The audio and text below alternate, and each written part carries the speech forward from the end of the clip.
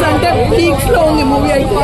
అరే ఒక క్షణము గ్యాప్ ఇయరా బ్రో, నవ్వడానికన్నా నవ్వి నవ్వి నవ్వి నవ్వి నవ్వి అమ్మా సరిపోతలే బ్రో, అట్లుంది మూవీ అయితే. కెమిస్ట్రీ ఎలా ఉంది హీరో హీరోయిన్? కెమిస్ట్రీ చెప్తున్నా కదా, ఎప్పుడో 10th క్లాస్ లో చదువుకొని ఉండే కెమిస్ట్రీ. నాకైతే అన్ని లెసన్స్ గుర్తుకొచ్చినాయి.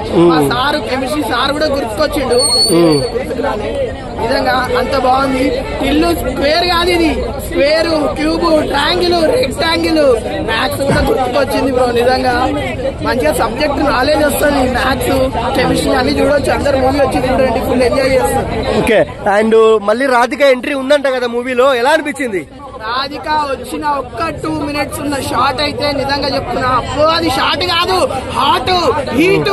సమ్మర్ కదా, నిజంగా ఈ హీట్ రెండు హీట్. అంటే అనుపమ మితిమీరిన రొమాన్స్ చేసింది అంటున్నారు. మితిమీరిన రొమాన్స్, మరి ఆ క్యారెక్టర్ కి కావాల్సినంత రొమాన్స్ అయితే చేసిరు. ఈ హాట్ కి ఆ మాత్రం ఉండాల్సిందే. ఈ సమ్మర్ కి నెక్స్ట్ లెవెల్ ఉంది నిజంగా. సినిమాలో ప్లస్ ఏంటి? సినిమాలో ప్లస్ ఏంటంటే minus into minus is equal to plus అన్నట్టు.